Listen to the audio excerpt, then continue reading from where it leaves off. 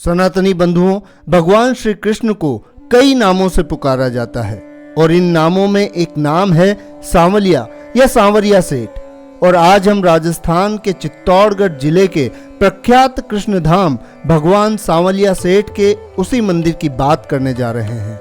एक ऐसा मंदिर जहां कई देशों की विदेशी मुद्राएं भी चढ़ावे के रूप में आती हैं और मुख्य रूप से दुबई के शेख जो उनके भक्त हैं वे भी यहां दान भेजते हैं। तो आइए बिना किसी देरी के जानते हैं सांवलिया सेठ के इतिहास के बारे में।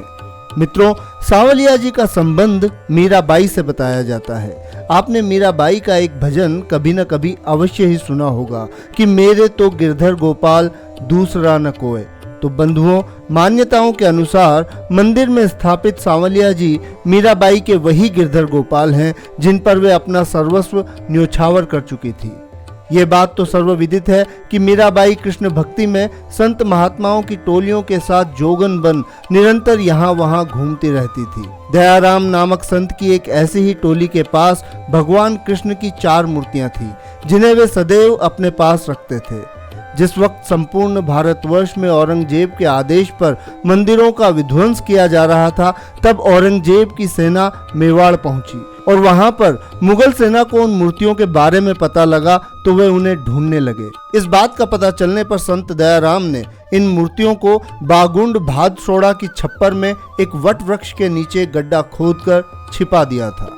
बात आई गई हो गई, जिसके बाद 1840 में मंडफिया नाम के गांव में रहने वाले भोलाराम गुर्जर नामक ग्वाले को एक रात सपना आया कि बागुंड भादसोड़ा गांव की सीमा के छप्पर में भगवान की 4 मूर्तियां भूमि में पधारी हुई हैं। सपने के बाद उस जगह पर खुदाई की गई तो सभी चकित रह गए।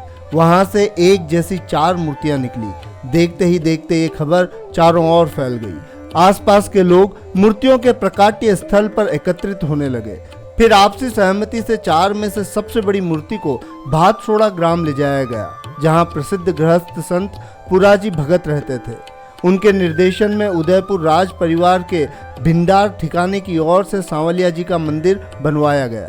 यह मंदिर सबसे पुराना मंदिर है, इसीलिए ये सांवलिया सेठ प्राचीन मंदिर के नाम से भी जाना जाता है। मंझली मूर्ति को वहीं खुदाई की जगह स्थापित कर दिया गया।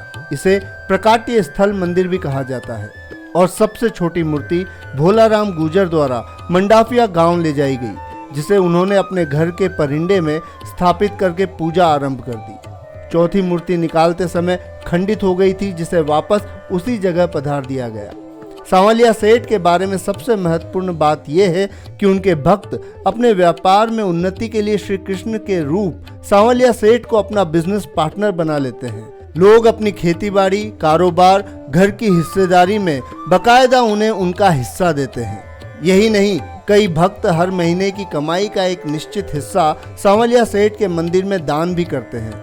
लोगों की सांवलिया जी को लेकर ऐसी मान्यता है कि जितना वे यहाँ चढ़ाएंगे, सांवलिया सेठ उनके खजाने को उतना ही ज्यादा भरेंगे।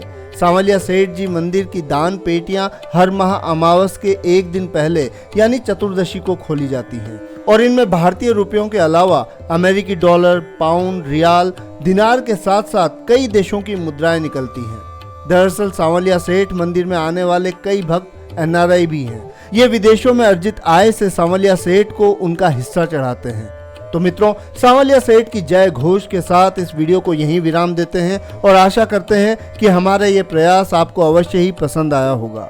सनातन से जुड़े किसी भी विषय पर यदि आप हमसे जानकारी चाहते हैं तो कमेंट बॉक्स में अपना सवाल या सुझाव अवश्य लिखें। फिलहाल के लिए आप सभी से आज्ञा चाहूँगा। जल्द ही मिलते हैं सनातन धर्म से जुड़े ऐसे ही किसी रोचक रहस्य या कथा के साथ। धन्यवाद। जय जय श्री राम।